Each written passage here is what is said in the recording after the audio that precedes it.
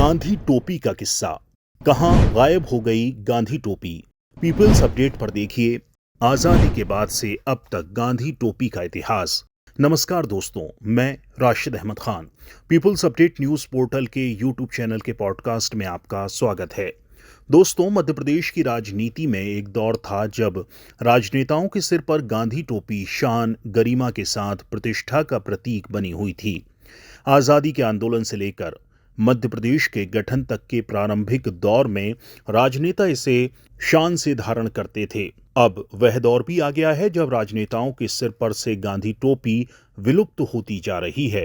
दोस्तों, ये दिलचस्प किस्सा हमें भेजा है सीनियर जर्नलिस्ट स्वर्गीय श्री सत्यनारायण श्रीवास्तव के पुत्र प्रलय श्रीवास्तव जी ने।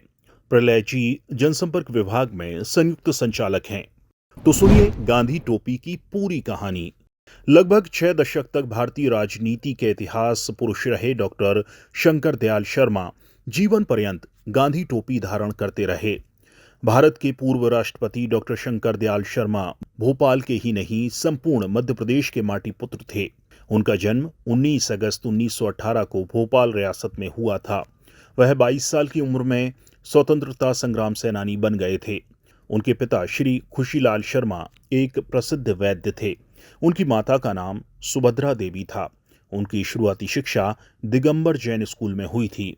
डॉक्टर शंकर दयाल शर्मा भोपाल के इतिहास से जुड़ा एक ऐसा महत्वपूर्ण नाम है जो भविष्य में भी पूरे आदर और सम्मान के साथ लिया जाता रहेगा।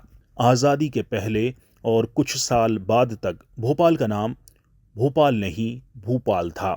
तब डॉक्टर शर्मा 1952 में भोपाल राज्य के मुख्यमंत्री बने थे। 1940 में डॉक्टर शंकर दयाल शर्मा ने अपनी वकालत की प्रैक्टिस शुरू की थी।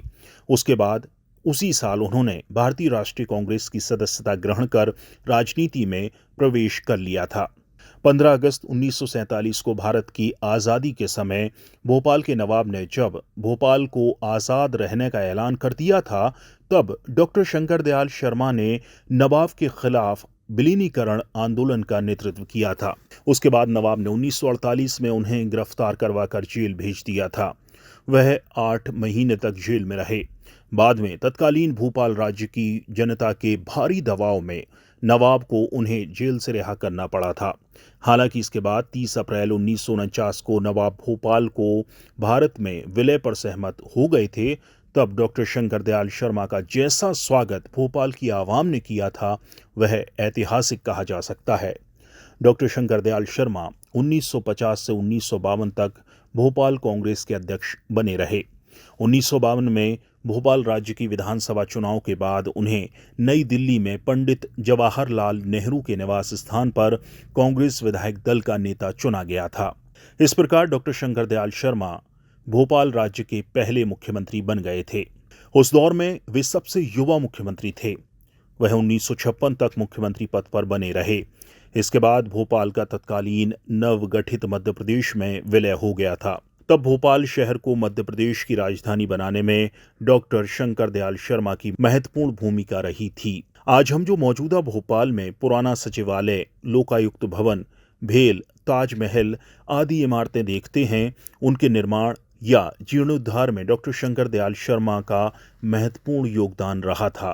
प्रलय श्रीवास्तव कहते हैं, मेरे पिता वरिष्ठ पत्रकार श्री सत्यनारायण श्रीवास्तव के वे अभिन्न मित्र थे। 1954 में पिता की नागपुर के एक छोटे से गांव दुधाला में हुई शादी में वह बाराती बनकर भी गए थे। पारिवारिक रिश्तों और मित्रता के कारण वे दोनों वर्षों तक पड़ोसी भी बने रहे। चूड़ीदार पैजामा, शेरवानी और गांधी टोपी डॉक्टर शंकर दयाल शर्मा के विराट व्यक्तित्व की पहचान थी। आज़ादी के लिए स्वतंत्रता संग्राम और आज़ादी मिलने के बाद भी गांधी टोपी धारण करने का प्रचलन उस दौर में चरम पर था। सिर पर गांधी टोपी राजनेताओं की शान समझी जाती थी, जो उन्हें गर्व और प्रतिष्ठा का एहसास भी कराती थी।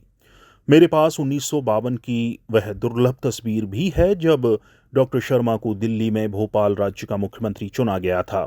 इस तस्वीर को आप गौर से देखेंगे तो इसमें भोपाल राज्य के तत्कालीन 30 विधायक दिखेंगे। आपको जानकर आश्चर्य होगा कि उस दौर में इनमें से 22 विधायक गांधी टोपी में दिख रहे हैं। इनमें डॉक्टर शंकर दयाल शर्मा के अलावा विधायक और बाद में उनके मंत्रिमंडल के सदस्य बने श्री उमराव सिंह, स्पीकर सुल्तान मोहम्मद खान भी शामिल हैं। आज राजनीति में गांधी टोपी केवल कुछ ही नेता धारण करते हैं। अब उसका प्रचलन विलुप्त होने की कगार पर है। धीरे धीरे नेताओं के सिर से गांधी टोपी दूर होती जा रही है। मध्य प्रदेश के राजनीतिक इतिहास पर नजर डालेंगे तो भोपाल के मुख्यमंत्री रहे डॉक्टर शंकर दयाल शर्मा के अलावा मध्य प्रदेश के प्रथम मुख्यमंत्री पंडित रविशंकर शुक्ल, भगवत राव मंडलोई, डॉक्टर कैलाशनाथ काटजू, द्वारका प्रसाद मिश्र जैसे मुख्यमंत्री गांधी टोपी धारण करते रहे हैं। आज के दौर में गांधी टोपी प्रायः परिदृश्य से बाहर होती जा रही है।